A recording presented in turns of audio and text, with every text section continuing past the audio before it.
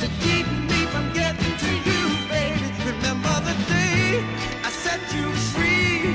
I told you. Hey tout le monde, bienvenue du coup sur cette nouvelle vidéo. Donc aujourd'hui, comme d'habitude, j'espère que vous allez bien. Alors, je vais vous présenter aujourd'hui, mesdames et messieurs, mon film préféré, qui est nul autre que Lost in Translation. Ce film américano-japonais a été réalisé par Sofia Coppola en 2003. Et c'est un genre de comédie-drame, mais c'est quand même joyeux. Pour résumer, le film a pour thème la rencontre dans un hôtel de Tokyo de deux Américains perdus au sein d'une culture qui leur est totalement étrangère, ainsi que leur propre vie, et qui nouent un lien particulier. À travers leur expérience, le film propose une réflexion sur l'isolement, le mal-être, la culture japonaise et le langage. Pourquoi ce film? Alors, tout d'abord, car ce film est pour moi une thérapie du bonheur. Le calme en fait ressenti au long du film nous fait être plus détendus et plus relaxés que jamais. C'est plus Lost in Translation, mais plus Lost in relaxation. Lol expected her. Alors pour l'histoire aussi, qui est vachement bien structurée et vachement bien filmée. Et de 3, pour la performance des acteurs et des actrices, liée en fait aux contraintes de l'équipe de tournage, car en effet au Japon, il y a une règle, le Meiwaku, sur le respect des uns et des autres. À l'hôtel, les plans sont presque tout le temps filmés de nuit pour pas déranger justement les gens qui y séjournent. Par exemple, les horaires de tournage étaient de 19h à 7h du matin.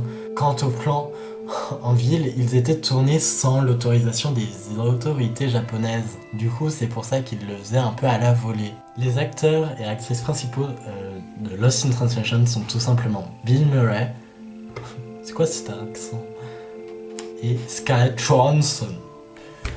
Maintenant, parlons de la bande originale. Donc, cette bande originale a été faite par Brian Reitzell et c'est un mélange de musique pop électro des années 2000, notamment avec Girls de Death in Vegas.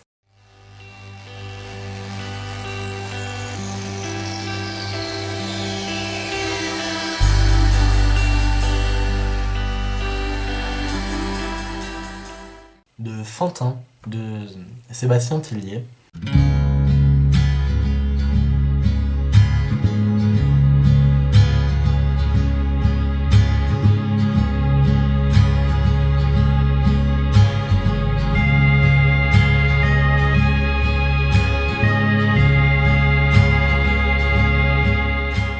De Tomib de Square Pusher.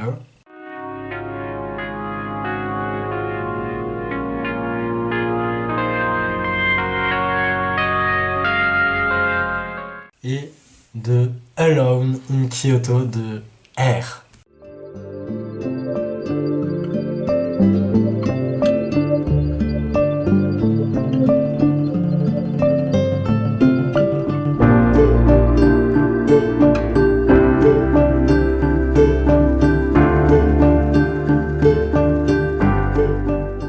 Et plein d'autres que je vous mets en description, parce qu'elles sont vraiment pépétées. Alors au niveau des prix, il en a gagné 23, dont l'Oscar du meilleur scénario original pour Sofia Coppola.